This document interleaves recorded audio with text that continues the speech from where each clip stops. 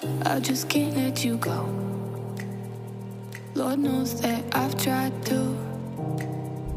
You said I was the only one. No one likes being lied to.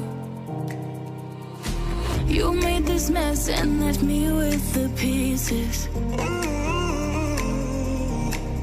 Now I wanna burn all the bridges between us.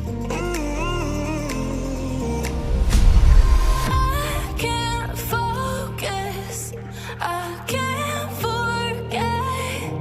I've been thinking. So the point of this video today is to give you a little bit more clarity if you're going to be upgrading from your a6000. All right, let's get into it.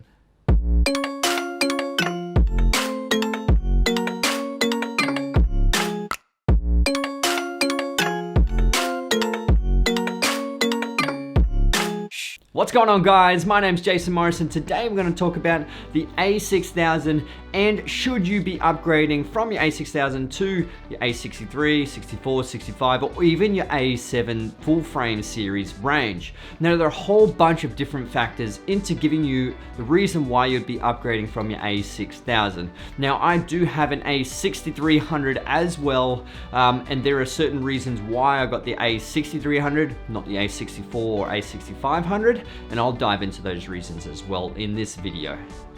So the a6000 has been pretty much the biggest selling Sony camera of all time. It is absolutely incredible, especially for the price point. You can pick these bad boys up secondhand for $300-400 bucks. It really depends on obviously the condition and where you get it from. But the a6000 is a fantastic camera for the time that it was actually released. So the a6000 was released in April 2014, and it has a 24 megapixel APS-C CMOS sensor. In video, it can record up to 1080p at 60 frames per second, and in photos you can get 11 frames per second continuous shutter, and the battery lasts about 360 shots. With the EVF, it has 1440K dot resolution. This mirrorless camera weighs 340 grams, and it also has a DxOMark score of 82. The a6300 was released in February 2016. The sensor also has a 24 megapixel APS-C CMOS sensor. With the video, it has 4K at 30 frames per second with a small crop and 1080 at 120 frames per second. In photo mode, it can do 11 frames per second, and the battery lasts up to 400 shots. The EVF has 2359K dot resolution, and it is a little bit heavier at 404 grams, and the DxOMark score gives it an 85. The biggest difference between the a6300 and a6000 is the recording video. So a6300 can do 4K at 30 frames and 1080 at 120 frames. The EVF is a little bit better at 2359K dot resolution. It also has that 3.5mm audio jack, which is great for content creators.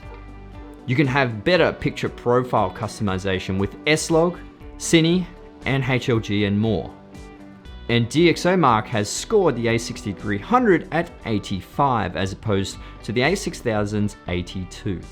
Now, it really depends on what you shoot and how you shoot. You know, do you need 4K? That's probably one of the biggest reasons why you would upgrade from the a6000 is if you do need 4K, you will have to obviously go to the a6300 and above, or even your a7 III, a7S2, those kind of ranges as well. But it really depends on your budget as well.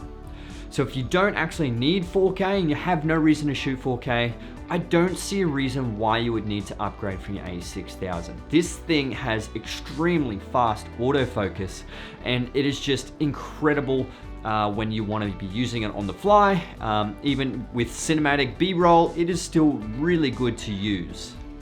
So I guess the question is for you guys, like, will you be upgrading from your a6000, or will you still be keeping this for quite some time, for maybe a couple of more years? Comment below what you guys will be doing. Now, in my honest opinion, instead of upgrading from your a6000, invest in some more lenses. So on my a6000, I do have the 16mm 1.4 by Sigma. This lens is absolutely incredible. The image quality you get out of this is, it is so good. It is tack sharp from 1.4 all the way up through the whole f-stop range.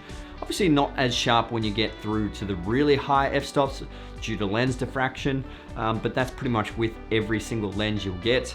But I do suggest invest in more glass. You can get the, I've got the 30mm 1.4 by Sigma, you can actually get the 56mm 1.4 by Sigma, and I still use my full frame glass on these as well. So I just recently used my 85mm on the a6300 in a wedding. Obviously you got to times it by that 1.5 crop, and that'll give you a total focal length.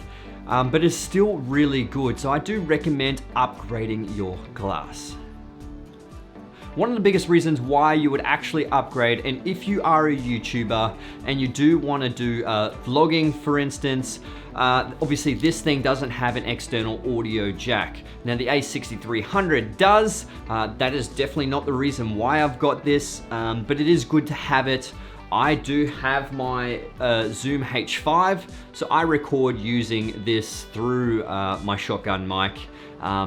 Obviously external audio is a must for content creators. You cannot use inboard in-camera audio. It is usable, but it's just not strong enough. It's not great, especially the further you go away from the camera, the worse it'll get. I'm recording on my I'm recording on my A7 III right now. I'll go away from the audio.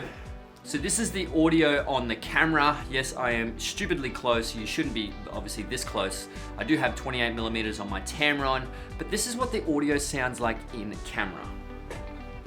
So obviously it does get a little bit better as you go closer. You do want to have external audio, and that is one of the downfalls of the a6000. Now, picture profiles is another reason why you might upgrade from this. You can actually shoot in a flat picture profile in the a6000, but with the a6300 you do have your ability to go to S-Log or your HLG. You can even shoot in your cine profiles as well. So you do have a little bit more options when it comes to color grading. And the DxOMark scores show that the sensor in the a6300 is a little bit better than the a6000. It's actually a little bit better than the a64 and a6500. I didn't actually know that when I got the a6300.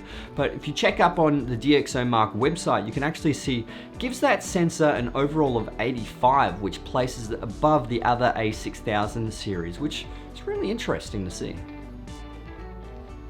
Now this isn't a deal breaker for the a6000, but the viewfinder only has, I think it's a 1400K dot viewfinder display, whereas the a6300 has a 2300K dot. So there is a significant difference in the viewfinder. So if you do find yourself looking through the viewfinder, you're not going to get that quality image as you would with the a6300 or your a7 III. But the back screen display is exactly the same as your other a6000 series, so you're not going to have any issues if you're just going to be looking through the footage at your back screen.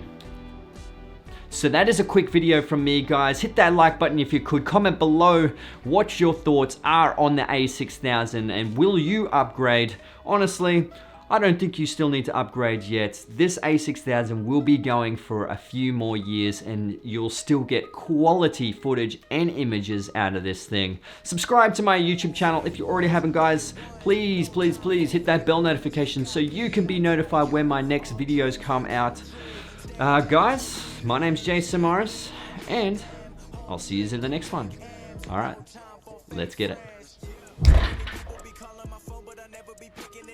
Got everyone that I need in my circle, I never be going to switching it up. Rocking with the people who been following me when I never thought it would have happened and I never got love. Now they want to piggyback on everything I got, I never knew one from the bottom, but now I've had enough. Please stay away, find a new hobby, cause you've been too close to my personal space. Don't make me call out your names, but I'll go there and you gonna make me put you in your place.